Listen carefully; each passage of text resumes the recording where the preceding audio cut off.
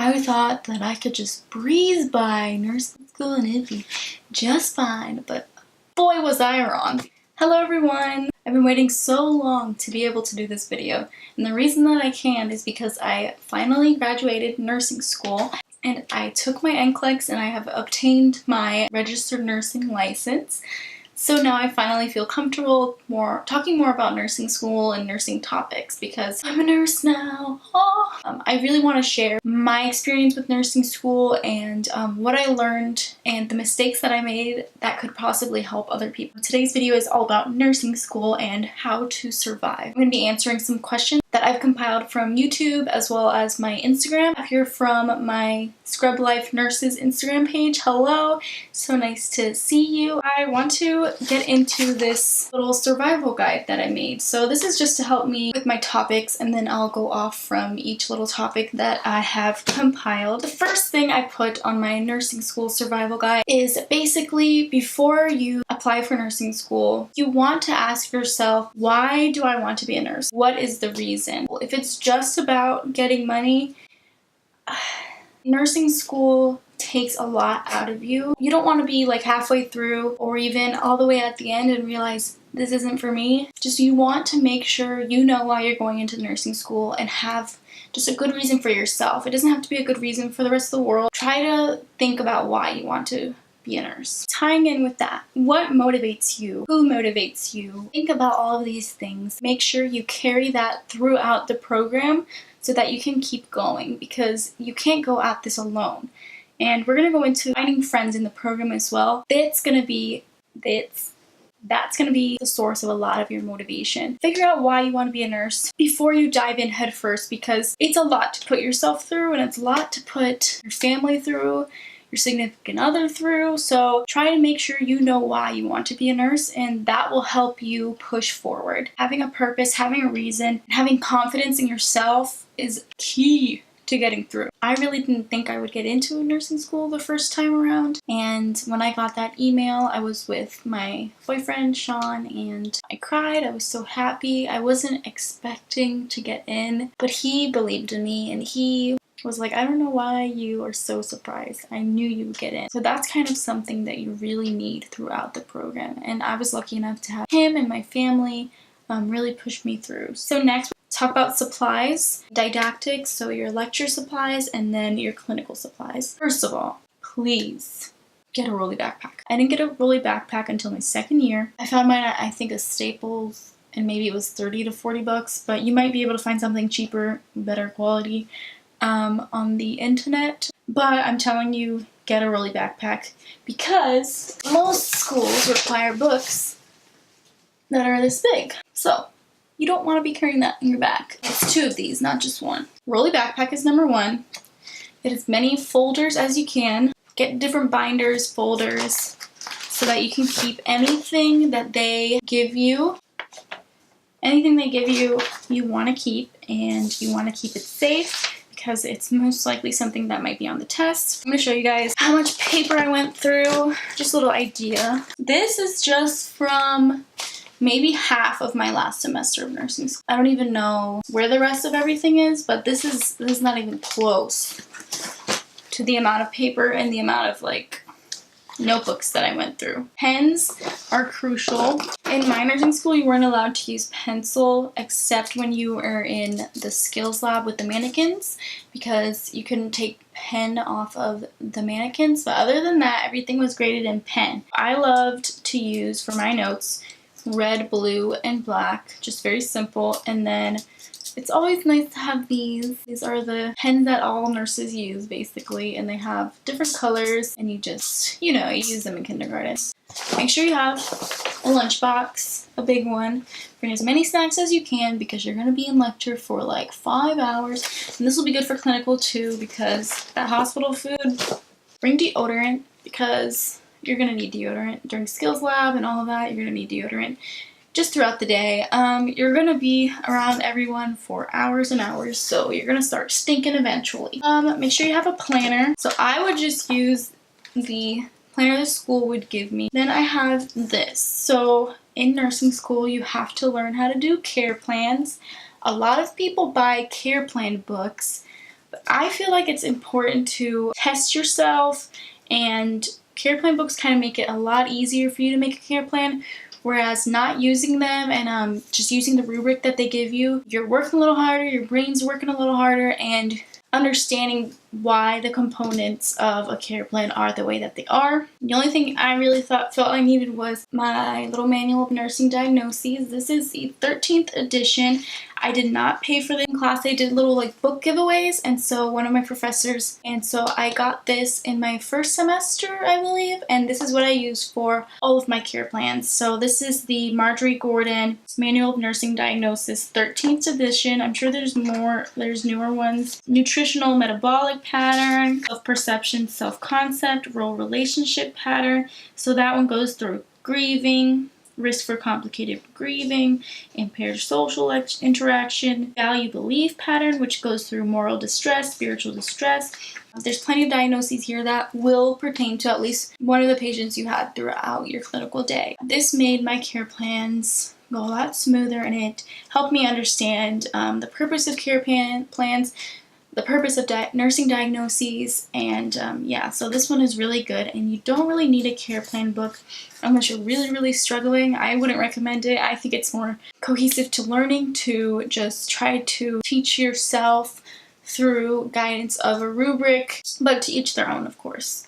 So for clinical, you have your little ID. So here's mine from nursing school. These little stretchy things for your badge, and it really does help keep things on you. The emergency codes for your hospital, make sure you have that with you. If they give you anything to put in your badge, make sure you take it with you. Everything they give you is going to help you. Your BLS card is important to have, so make sure you always bring this with you and always have your badge with you. Just bring it everywhere you can, because there might be a time where you put it in a different purse or something and you don't bring it to clinical, and then you're not allowed to participate in clinical, and you lose a whole day, and that can make or break whether or not you pass nursing school. So always bring your badge and all of your supplies for clinical as well. You want a pen light, scissors, so I would recommend getting the ones that are fancy and protect the patient's skin.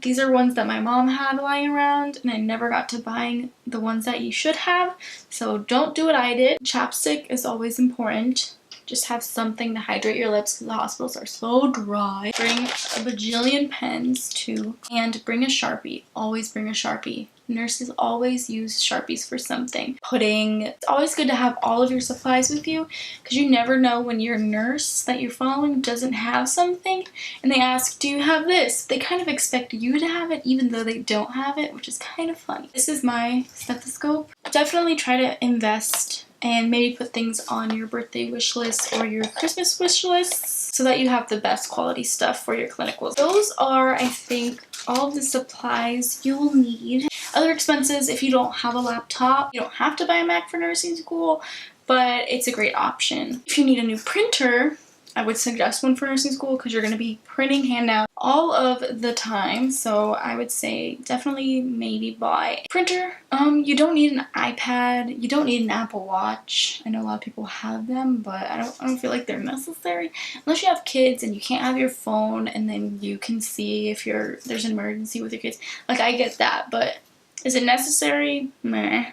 I'd like one for like when I start working, but I don't think it was necessary for nursing school. So the next important part of nursing school would be time management and prioritizing all of your work. It's knowing what weeks you're going to be slammed by quizzes, tests, homework, clinical, all of that, and preparing ahead of time for those weeks, trying to lighten the load that you're going to have on that week. If you have homework assignments that can be done way ahead of time, what I did was, I don't know if you guys had My Nursing Labs or My Labs Plus for nursing, which by the way is a code for your homework and the textbook, and it was like an extra $350. So in total, our textbooks were like $1,000. I don't know if your school was the same, but I feel like that's ridiculous. I didn't do this until about third and fourth semester. In the first 3 weeks of each semester was to knock out those homework assignments, which are like these quizzes. You read a little bit of these excerpts from the book and then you do these quizzes. Just knocking those out of the way will help you so much, because if you forget to do one, it makes a difference between a B and an A, or an A and a B, or a B and a C. Some nursing schools it's 70 and up passing, 70 and below is failing. Getting enough sleep also, so go to bed before maybe 9 to 10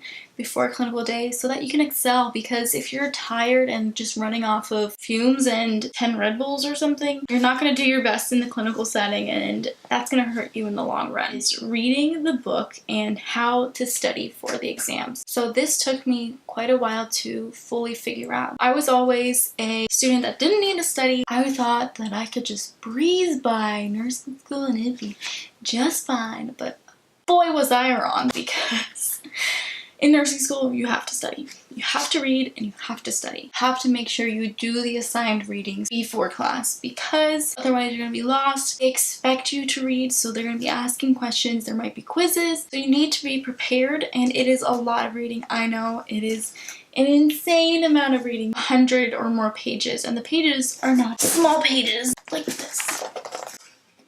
So some pages have no pictures and it's just paragraphs forever, and it's terrible. Don't go crazy highlighting the first time you read, because it's going to take you way too long to read all of the material if you're highlighting through it all. If you don't know what they want you to focus on, why are you highlighting? You're going to overwhelm yourself basically, because you don't know what's important, what's not for the test, so don't waste your time. Read everything through once. When it comes to the exam though, you want to focus less on pathophysiology and more on the nursing process. Your book might call it something different, but the section in each chapter of your book that focuses on what the nurse has to do, that's what you have to hone in on for the tests. It's going to be specific, and they're going to be nursing style, NCLEX style questions.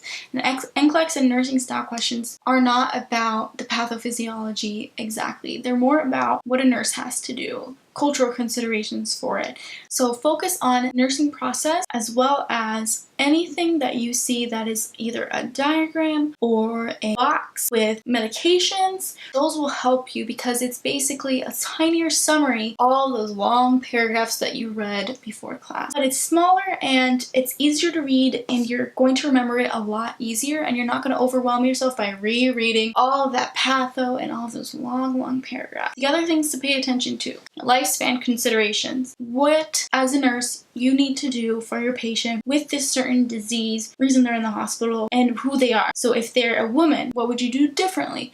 If they're a geriatric patient, what would you do differently? What signs and symptoms would they show differently? Children, what is the specific thing that you're going to do differently for a pediatric patient? And each chapter in most nursing school books will include little sections regarding specific considerations for older adults, children, and women as well. So for example, with MI, the book will tell you, hey, women present differently. On a test question, it might be very specific symptoms. The symptoms may seem general in the question, but if you remember that this is a consideration for women with MI symptoms, then you're like, oh no, she's having a heart attack. That's what it is. Oh my gosh. Another thing that your questions are going to be geared towards is cultural considerations. Cultural considerations are also specific questions that will be asked. So like dietary considerations for a Hispanic individual or an African American individual, blood and Jehovah's Witnesses, stuff like that. Looking for specific little details like that will help you on your tests, because truly that's what's going to be the focus of the exam, not your pathophysiology and not all of the filler. Also statistics, ignore statistics. Hopefully your whole test is statistics, but most of the time, statistics is 1 out of every 100,000 have this disease, blah, blah, blah. Never had a question like that in nursing school.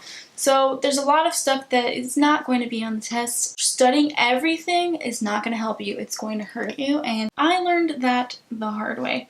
And also, don't go crazy writing notes, because I did go crazy writing notes, constantly writing. By the time I finished writing the notes, I didn't have time to read through them before the exam, so I felt desperate. I was freaking out.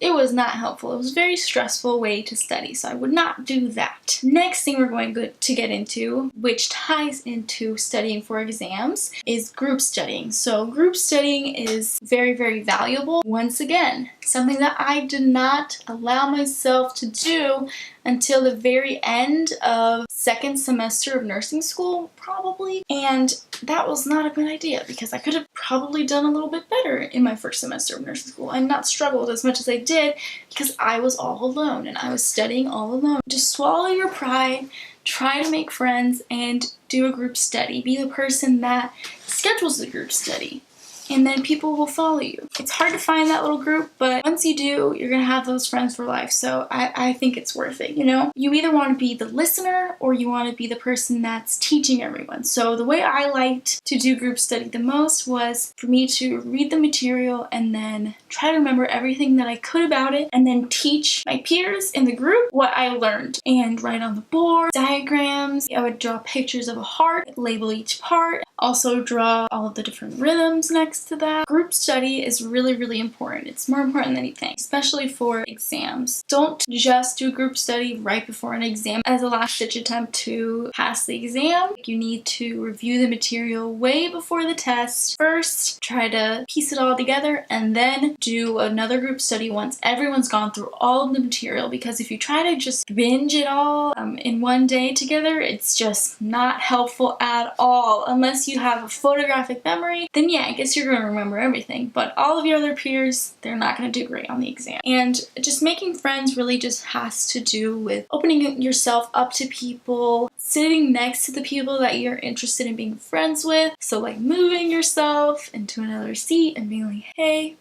can I be your pal? A little awkward, and maybe try to insert yourself with them at lunch. Be like, hey, can I sit with and they're not gonna be like, no, I never want to be your friend. They will welcome you, and that's how I got my 3 best nursing friends. I also had a few friends who weren't really a friend group type friends who always helped me as well. They would help me out, I would help them out. We'd do dual study dates where it was just 2 of us, so that's helpful too. Don't isolate yourself in nursing school. You don't want to be alone. You want to see what everyone else is doing, how everyone else is studying, because you might not be doing as well as you want to be and you might be falling behind. But if you are viewing what other people are doing and how other people are doing, then that will motivate you, give you some tips on what to do to fix the way you study. So yeah, just interacting with everyone is so important. Hi guys, so you might be wondering why I am in a different setting and in my car.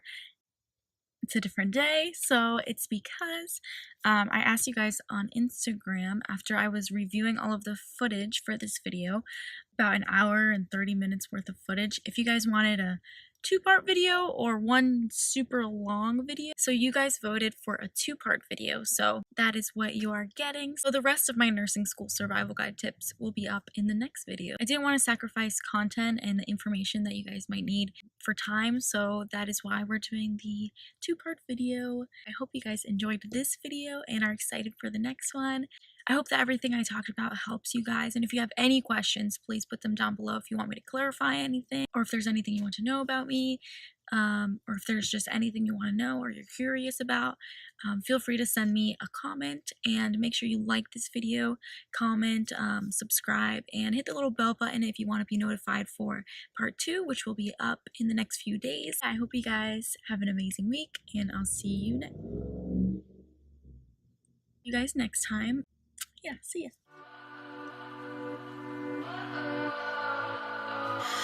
What does perfect even mean?